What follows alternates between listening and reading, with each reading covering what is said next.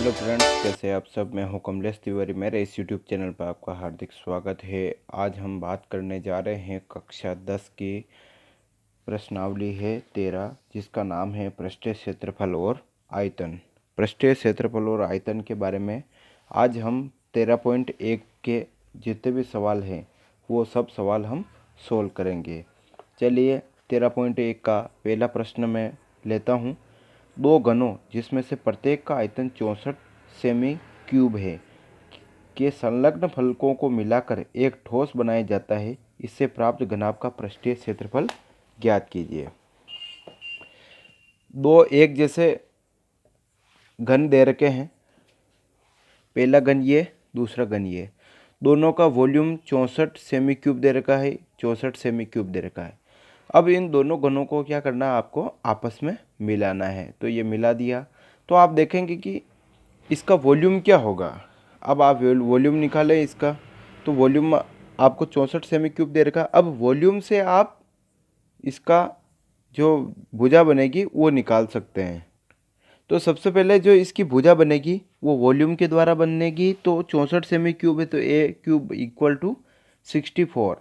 तो A is equal to 1/3 root में, तो ए बराबर 4 सेमी आ गया। दूसरे घन है उसका भी एज इट इज इसी प्रकार से 4 सेमी इसकी भुजा आएगी।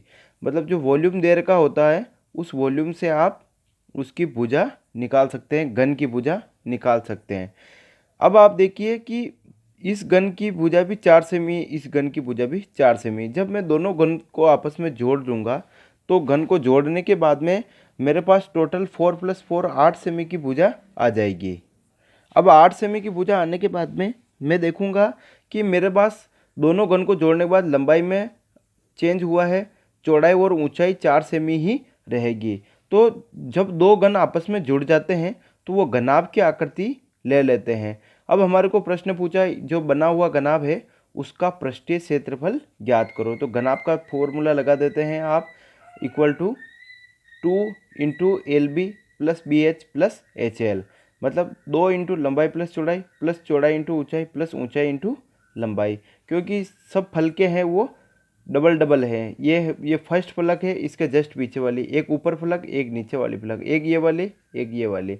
इस प्रकार से टोटल फलके हैं, उसके हिसाब से अपन ने ये फॉर्मूला जनरेट किया। अब आप देखते हैं एल बराबर 8 सेमी, बी बराबर 4 सेमी, एच बराबर 4 सेमी। एल बराबर 8 सेमी क्यों हुआ? क्योंकि दोनों घन जब आपस में अटैच हो गए तो उसकी लंबाई 8 सेमी हो गई।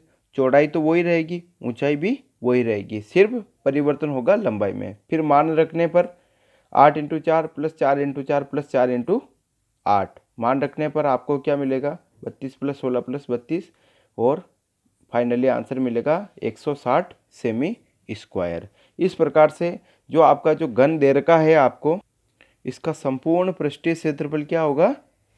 160 सेमी स्क्वायर। चलते हैं दोस्तों प्रश्न नंबर 2 की ओर। कोई बर्तन एक खोखले अर्धगोले के आकार का है जिसके ऊपर एक खोखला बेलन अध्यारोपित है।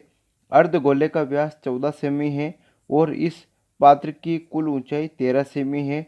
इस बर्तन का आंतरिक पृष्ठीय क्षेत्रफल ज्ञात कीजिए। दोस्तों सबसे बड़ी बात यह होती है कि आपको चित्र बनाना आना चाहिए। ये आपको चित्र बना रखा है, ये खोखला बेलन है, ये अर्धगोला है। इन दोनों को ऐसे अटैच में कर रखा है, ये अर्धगोला है और ये खोखला बेलन। तो इस खोखले बेलन को इसके ऊपर अटैच कर रखा है। तो आप देखेंगे टोटल लंबाई इस पूरे की है 13 सेमी। 13 सेमी में से जो अर्धगोला है उसकी लंबाई, क्योंकि त्रिज्या 7 सेमी है, तो अर्धगोले की लंबाई जो ऊंचाई है वो 7 सेमी हो गई क्योंकि त्रिज्या के बराबर। और बची हुई जो ऊंचाई है वो किसकी रह जाएगी? वो खोखले बेलन की रह जाएगी। तो यहाँ से 14 सेमी का व्यास बता रखा आपको। तो अब इस प्रश्न को हम आगे सोल्व करते हैं। अब आपको ज्ञात करना है बेलन का आंतरिक पृष्ठीय क्षेत्रफल, अर्थात बेलन का वक्र पृष्ठीय क्षेत्रफल और गोले का वक्र पृष्ठीय क्षेत्रफल, अर्धगोले का वक्र पृष्ठीय क्षेत्रफल। ये जो बेलन है इसका आपको वक्र पृष्ठीय क्षेत्रफल ज्ञात करना है। और ये जो गोला दे रखा है अर्ध गोला, इसका भी आपको वक्र पृष्ठीय क्षेत्रफल ज्ञात करना है। जब इन दोनों का क्षेत्रफल ज्ञात करके आप जोड़ लेंगे तो इस पूरे का आपको वक्र पृष्ठीय क्षेत्रफल मिल जाएगा। तो इसमें हम देखते हैं कि बेलन का आंतरिक पृष्ठीय क्षेत्रफल क्या होगा। एक तो बेलन का वक्र पृष्ठीय क्षेत्रफल जोड़ना पड़ेगा और एक अर्धगोले का वक्र पृष्ठीय क्षेत्रफल जोड़ना पड़ेगा। तो इसका फॉर्मूला होता है बेलन का वक्र पृष्ठीय क्षेत्रफल का 2πr/h और अर्धगोले का वक्र पृष्ठीय क्षेत्रफल का फॉर्मूला होता है 2πr²। फिर उसके बाद में 2πr/h प्लस 2πr² को कॉमन लेंगे तो 2πr कॉमन आता है और कोष्टक में बचेगा h प्लस r। 2 की जगह 2, पाई की जगह 22/7, r बराबर 7 सेमी है। h आपको 6 सेमी दे रखा है। क्यों? क्योंकि आपने 6 सेमी इसलिए माना क्योंकि जो बाकी की बची हुई 7 सेमी है h के अलावा वो किसकी है, वो गोले की हो जाएगी। तो आपको h बराबर 6 सेमी और r बराबर 7 सेमी दे रखा है। फिर इनको सोल्व करने पर आपके पास मिलेगा 2 × 22 × 13, तो 572 आपके पास आंसर आ जाएगा। इस वक्र पृष्ठ जो पूरा है, पूरा वक्र पृष्ठ का प्लस इस अर्धगोले का, दोनों का जो फॉर्मूला आप अटैच करके लिखेंगे तो आपको संपूर्ण पृष्ठ का क्षेत्रफल मिल जाएगा। प्रश्न नंबर 3, एक खिलौना त्रिज्या 3.5 सेमी वाले एक शंकु के आकार का है जो उसी त्रिज्या वाले एक अर्धगोले पर अध्यारोपित है। इस खिलौने की संपूर्ण ऊंचाई 15.5 सेमी है। इस खिलौने का संपूर्ण पृष्ठीय क्षेत्रफल ज्ञात कीजिए। तो देखिए, एक आपको खिलौना दे रखा है। उस खिलौने में क्या है कि खिलौने की त्रिज्या मतलब शंकु के आकार का है 3.5 सेमी, 3.5 सेमी के शंकु का आकार का खिलौना है और उसी त्रिज्या वाले एक अर्धगोले पर अध्यारोपित है। अर्थात ये जो आपको दे रखा है ये खिलौना है और जितनी खिलौने की जो त्रिज्या है शंकु की, उसी शंकु के आकार की त्रिज्या वाला एक अर्धगोला ले रखा है। अर्थात शंकु को एक अर्धगोले के ऊपर अध्यारोपित कर रखा है। ये दोनों मैंने बता रखा है, ये शंकु है, ये अर्धगोला है। शंकु रूपी कोई खिलौना है उसको अर्धगोले के ऊपर रख रखा है क्योंकि ये सेम त्रिज्या इसकी और इसकी दोनों की त्रिज्या क्या है, सेम है, इसलिए इसको इसके ऊपर अटैच कर दिया तो अपने पास ये आकृति बन जाएगी। अब इसके बाद में आपको ज्ञात क्या करना है, आपको ज्ञात करना है इस खिलौनों का संपूर्ण पृष्ठीय क्षेत्रफल ज्ञात कीजिए। अर्थात इसका और इसका क्षेत्रफल आपको ज्ञात करना है। इसको दोनों को जोड़ने पर यह आकृति बनती है। तो आप एक तो शंकु का एक अर्धगोले का दोनों का पृष्ठीय क्षेत्रफल ज्ञात कर लीजिए तो आपके पास फाइनल आंसर आ जाएगा। शंकु का वक्र पृष्ठीय क्षेत्रफल का फॉर्मूला होता है πrl और अर्धगोले का वक्र पृष्ठ का क्षेत्रफल होता है 2πr²। अब आपको एल की आवश्यकता होगी। अब इसमें एल क्या होता है, देखिए शंकु के अंदर जो ये तो है 3.5 सेमी, 3.5 सेमी की त्रिज्या है और एच बराबर 12 सेमी आपको दे रखा है। क्यों? इसके अंदर आप देखिएगा कि आपको संपूर्ण जो खिलौना है उसकी ऊंचाई क्या दे रखी है, आपको 15.5 सेमी, 15.5 सेमी टोटल खिलौने की ऊंचाई है। इसमें से 3.5 सेमी जो त्रिज्या है, क्योंकि यहाँ से सेंटर से लेके जो अर्धगोला है उसकी त्रिज्या माइनस करेंगे तो जो शंकु की जो ऊंचाई बचेगी वो 12 सेमी बचेगी, क्योंकि अर्धगोले की जो त्रिज्या होगी वो 3.5 सेमी 15.5 से माइनस करने के बाद में आपके पास 12 सेमी बचेगी। वो 12 सेमी किसकी ऊंचाई होगी, कोई शंकु की ऊंचाई होगी और त्रिज्या जो अर्धगोले की है वही शंकु की त्रिज्या है। तो ये 3.5 सेमी त्रिज्या ये बच गई और 12 सेमी 15.5 में से इस अर्धगोले की ऊंचाई को निकालने के बाद में यहाँ पे 12 सेमी बच जाती है। 15.5 में से 3.5 निकालने के बाद में 12 सेमी। अब आपको चाहिए एल, तो आपको दिख रहा होगा ये एक आपको समकोण त्रिभुज दिख रहा है। क्या दिख रहा है? समकोण त्रिभुज। ये समकोण त्रिभुज है तो मेरे पास लंब है, मेरे पास आधार है, तो मैं कर्ण निकाल सकता हूँ। आइए कर्ण निकाल के देखते हैं। देखिए L² बराबर H² प्लस R²। L² बराबर H कितना 12 दे रखा है तो 12 का स्क्वायर, R दे रखा है 3.5 तो 3.5 का स्क्वायर। L² 12 का स्क्वायर 144, 3.5 का स्क्वायर 12.25। L² बराबर 144 और 12.25 को जोड़ा तो 156.25। L बराबर स्क्वायर को हटाए तो रूट इधर शिफ्ट हो जाएगा राइट साइड में, तो L बराबर √156.25 सेमी। तो L का मान आएगा 12.5 सेंटीमीटर और आर आपको दे रखी है 3.5 सेमी और एच आपको दे रखा है 12 सेंटीमीटर। अब जब आपके पास सब यूनिट्स हैं और सबके मान हैं तो आप अब आंसर में जल्दबाजी नहीं होगी।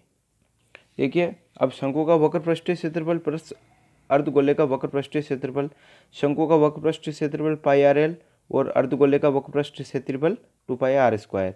पाई आर कॉमन लेने पर एल प्लस 2 आर बचेगा और पाई का मान 22/7, आर का मान 3.5, कोष्टक एल 12.5 दे रखा है, 12.5 दे रखा है और प्लस 2 इंटू आर 3.5, इसको सोल्व आउट करने पर 214.5 सेमी स्क्वायर आपका आंसर आएगा, जो एक संपूर्ण गोला और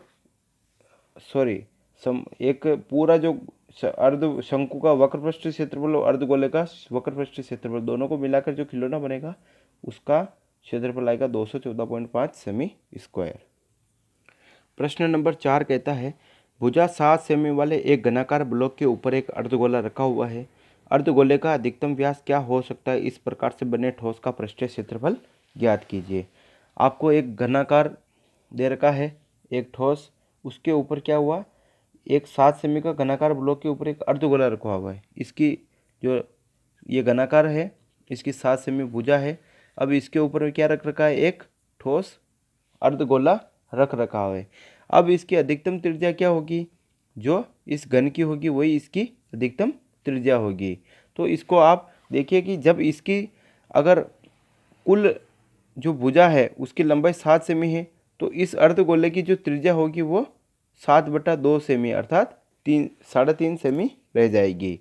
अब इसको हम सोल्व करते हैं कि एक तो घन को सोल्व करना, घन का संपूर्ण पृष्ठीय क्षेत्रफल निकालेंगे और एक अर्धगोले का क्षेत्रफल निकालेंगे। अब इसमें आप देखिए कि घन का संपूर्ण पृष्ठीय क्षेत्रफल माइनस वृत्त का क्षेत्रफल, क्योंकि जब आप ये देखते हैं कि जब इस गोले को आप अर्धगोले को आप हटाएंगे तो आप ये देखना कि जब इस गोले को हटाया मैंने तो इसके जो नीचे वाला भाग है जिस पे ये घन की पृष्ठ से टच था वो भाग तो अगर कलर करेंगे या क्षेत्रफल में या इसके ऊपर कुछ भी अगर इसके ऊपर कवर करेंगे तो अंदर वाला जो इसकी जैसी ये सतह बाकी की जो 5 सतह हैं वैसी सतह तो ये है नहीं, क्योंकि इसके ऊपर क्या रख रखा है, अर्धगोला। तो अर्धगोले ने क्या किया, इस पृष्ठ के जो घन का जो पृष्ठ है उसको अपने आप को कवर कर दिया। तो ये पृष्ठ पूरी काउंट नहीं होगी, इसलिए जो अर्धगोले की जो त्रिज्या होगी उतने का बराबर जो वृत्त का क्षेत्रफल बनेगा उस क्षेत्रफल को वृत्त के क्षेत्रफल को माइनस कर देंगे।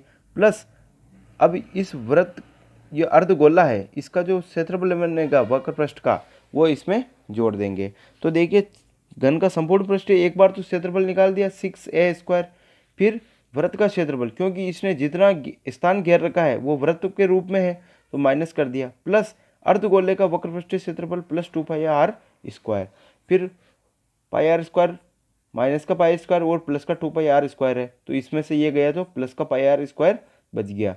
6 इंटू ए का मान आपको दे रखा है 7 सेमी प्लस पाई का मान 22/7 और आर का मान 7/2 इंटू 7/2। सोल्व करने पर 6 इंटू 49 प्लस 77/2। इसके बाद में 49 इंटू 6 से 294 होता है प्लस 77/2। तो सोल्व करने पर 558 प्लस 77/2 आता है। फिर इसके बाद में 665/2 और आगे सोल्व करने पर 332.5 सेमी स्क्वायर आपका आंसर आता है। तो ये इसका अर्थ है कि जब इस घन को और इस अर्धगोले को दोनों को अटैच करके जोड़ा तो आपके पास 232.5 सेमी आंसर आता है।